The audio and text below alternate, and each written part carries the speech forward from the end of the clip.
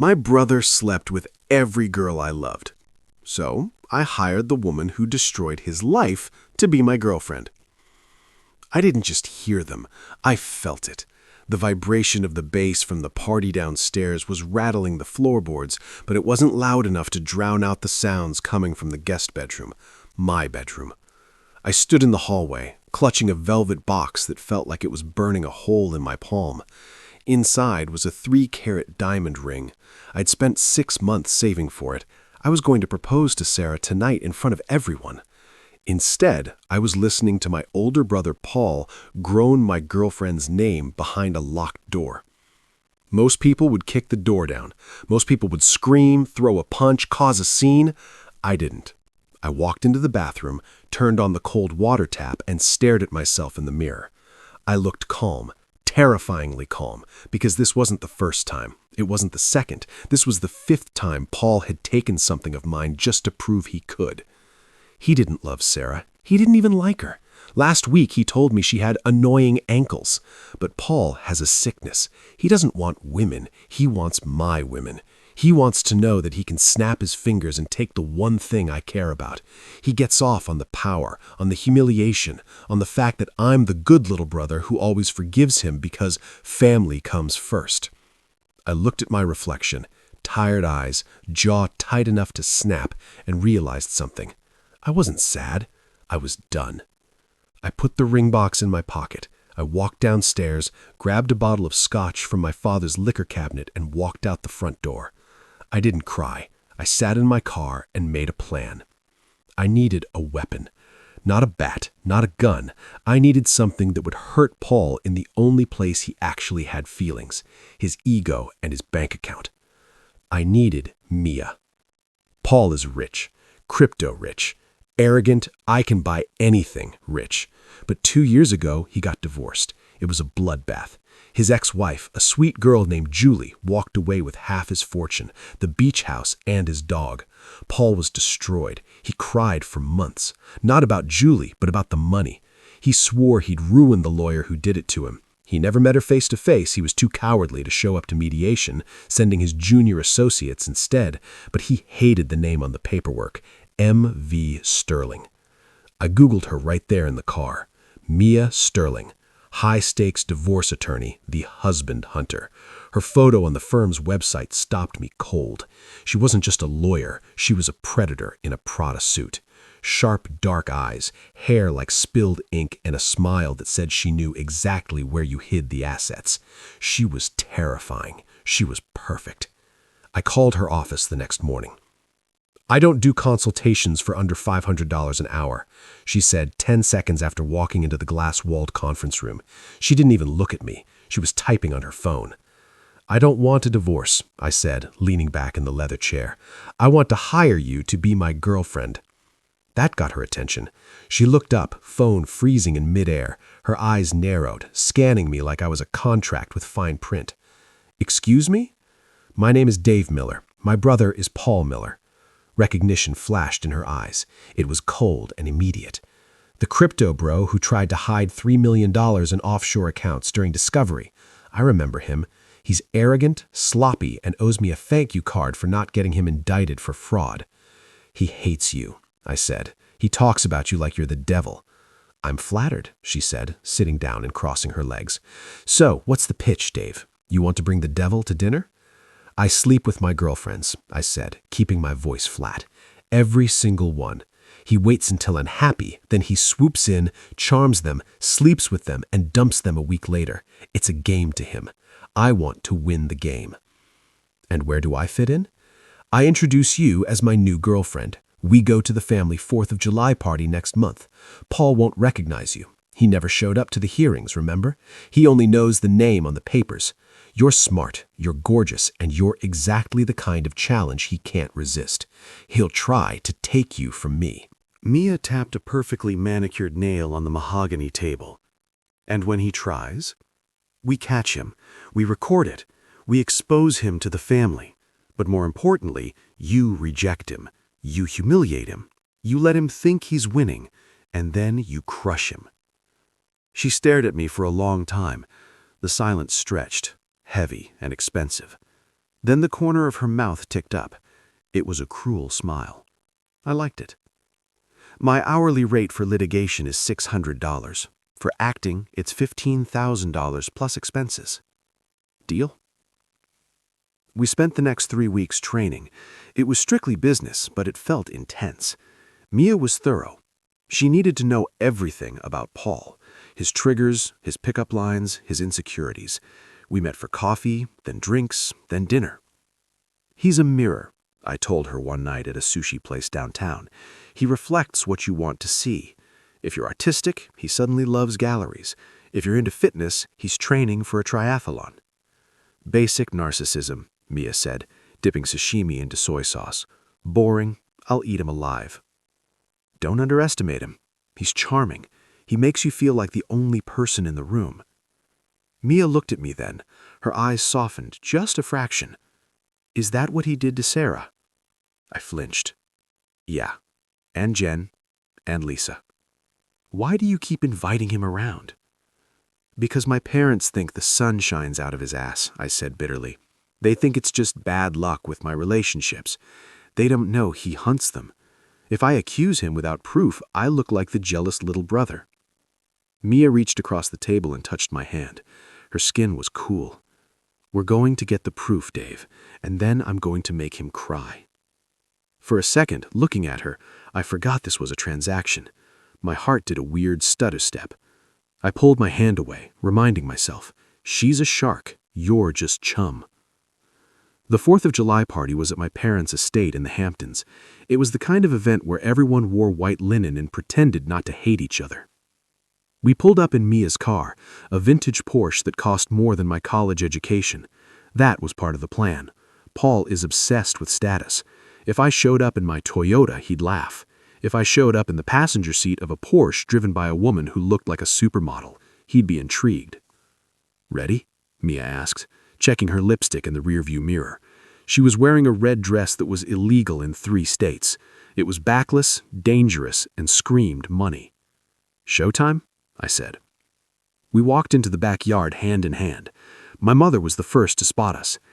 "Davy!" she squealed, rushing over with a martini in hand. "And who is this?" "Mom, this is Mia," I said, putting a protective arm around her waist. "We've been seeing each other for a while."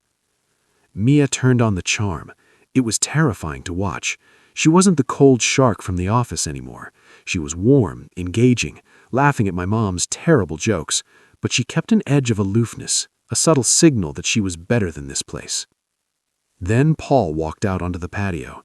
He was wearing expensive sunglasses and a shirt unbuttoned 1 button too many. He looked good. He always did. He spotted us, and I felt the shift in the air. He didn't look at me. He looked at Mia. He stopped walking. He took off his sunglasses. "Well," Paul said, sauntering over, "Davy Fomley brought home someone interesting." "Paul," I said, keeping my voice steady, "this is Mia." Paul extended a hand. He held it just a little too long, squeezing just a little too hard. "Pleasure. I'm the better-looking brother." Mia didn't giggle. She didn't blush. She looked him up and down, unimpressed. "Debatable," she said coolly, then turned back to me. "Babe, get me a drink." I saw Paul's jaw tighten. Hook set. For the next 4 hours, it was a masterclass in psychological warfare. Paul was relentless. He hovered, he interrupted, he tried to one-up me, bringing up his investments, his cars, his trips to Dubai. "I just bought a new boat," Paul said loudly over dinner, staring right at Mia. "A 60-footer. Thinking of taking it to the Mediterranean next month. You like sailing, Mia?" Mia poked at her salad.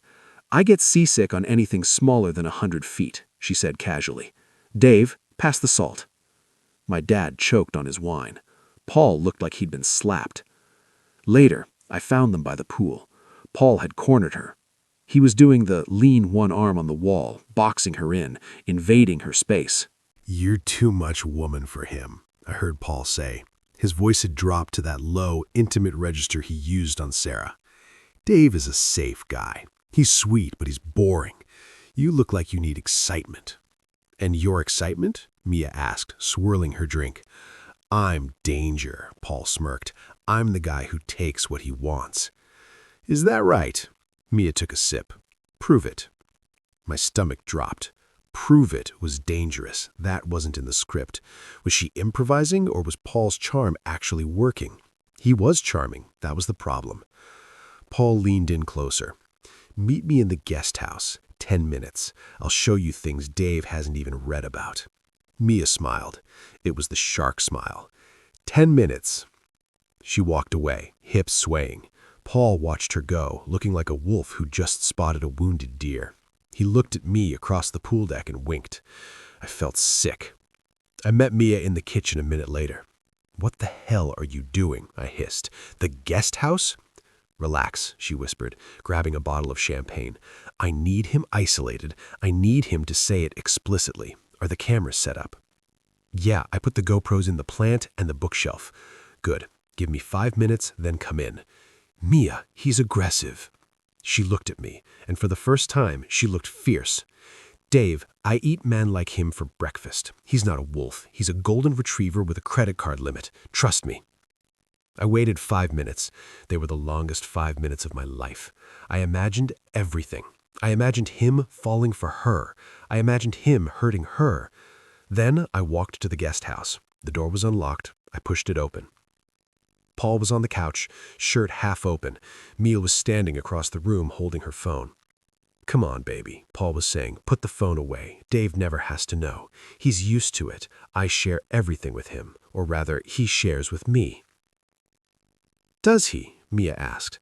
Does he know you slept with Sarah in his bed while he was buying a ring? Paul laughed, a cruel, ugly sound. Sarah was easy. She was begging for it. Dave's girls always are. They smell the alpha and they come running. Dave he's a placeholder. He keeps the seat warm until I'm ready to sit down. I stepped into the room. Is that what I am, Paul? A seat warmer? Paul jumped. He scrambled up from the couch, buttoning his shirt. Dave, hey, nothing happened. Mia was just asking for a tour. Cut the crap, I said. I felt a surge of adrenaline. I heard you. Dave's girls are always easy. I take what I want. Paul's panic faded instantly. He settled back into his arrogance. He looked at me with pity. Look, Davy, don't be dramatic. You know how it is. If she wanted me, that's on her. You can't blame me for having better genes. He turned to Mia, flashing a grin. Tell him, Mia. Tell him who you'd rather be with. Mia looked at Paul. She stepped forward. The air in the room dropped 10 degrees. You think I'm interested in you? She asked. Her voice was soft, deadly. I think the chemistry is undeniable, Paul smirked. Paul, do you know why I look familiar? Paul frowned. You have one of those faces, maybe a magazine? My name is Mia Sterling. Paul froze. It was like watching a machine malfunction. His eyes went wide, then squinted, then widened again. Sterling? Like MV Sterling? The very same. You're the one who took my house, Paul whispered, the color draining from his face. You're the one who got Julie full custody of the dog. I am, Mia said pleasantly. And I have to say, Paul, your dossier didn't do you justice. You're even more pathetic in person. This is a setup, Paul snarled. He looked at me, eyes wild. You hired her? You hired my ex-wife's lawyer to trap me? I didn't hire her to trap you, I said, stepping next to Mia. See that plant and that bookshelf? You're on camera, Paul. High definition. Paul lunged for the plant. Mia stepped in his way. She didn't flinch. Touch me, she said, and I'll have you arrested for assault before you can say insolvency. And considering I know exactly how much you're underreporting to the IRS this quarter, I'd suggest you sit down. Paul sat. He collapsed. The alpha male deflated into a scared little boy.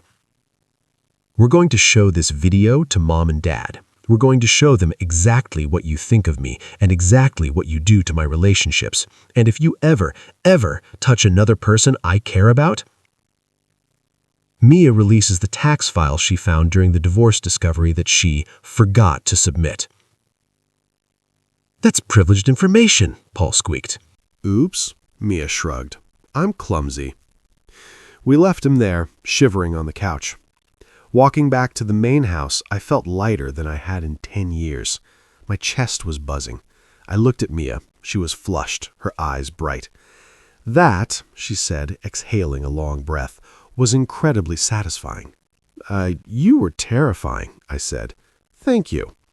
He's a grandiose narcissist with mommy issues. It was too easy. She stopped walking. We were under the trellis, hidden from the party. So, transaction complete? I guess so, I said. I felt a sudden, sharp pang of disappointment. I'll write the check tomorrow. Right. She looked at her shoes. Then she looked up at me. You know, he was wrong about one thing. What's that? You're not boring, Dave. You just have terrible taste in family. She stepped closer. The smell of her perfume, jasmine and something sharp like gunpowder filled my head.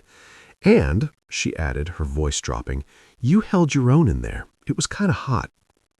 I didn't think. I just leaned in.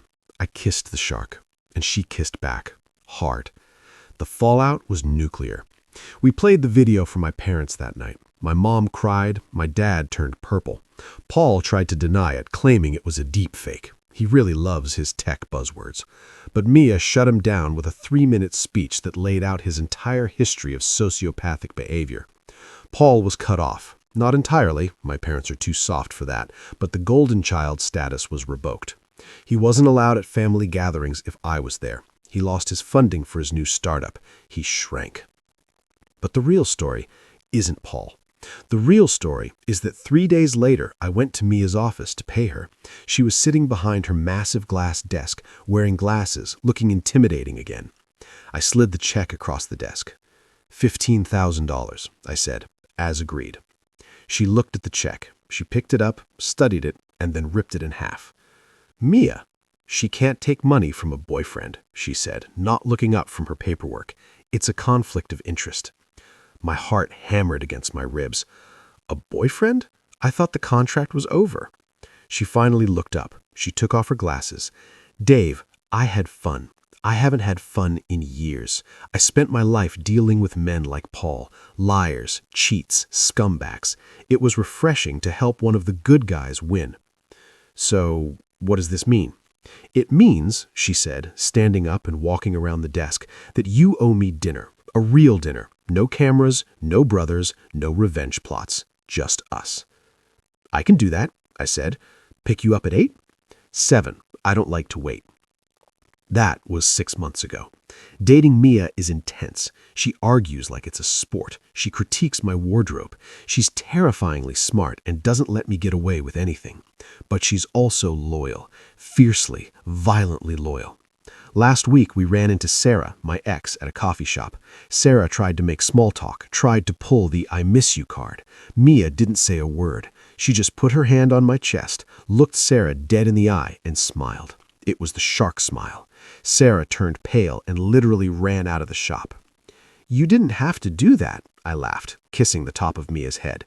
Yes, I did, she said, grabbing my coffee. Nobody touches my stuff. I used to hate that phrase. When Paul said it, it meant I was property. But when Mia says it, it means I'm safe. My brother stole every girl I ever loved until I introduced him to the woman who haunts his nightmares. It was a chaotic, expensive, insane way to find a relationship. But looking at Mia now, arguing with a waiter about the wine list while holding my hand under the table, I realized something. Paul took the girls who were easy. He took the ones who could be swayed by a shiny watch and a fast car. He cleared the path for the one woman he could never, ever touch. And I wouldn't trade that for anything.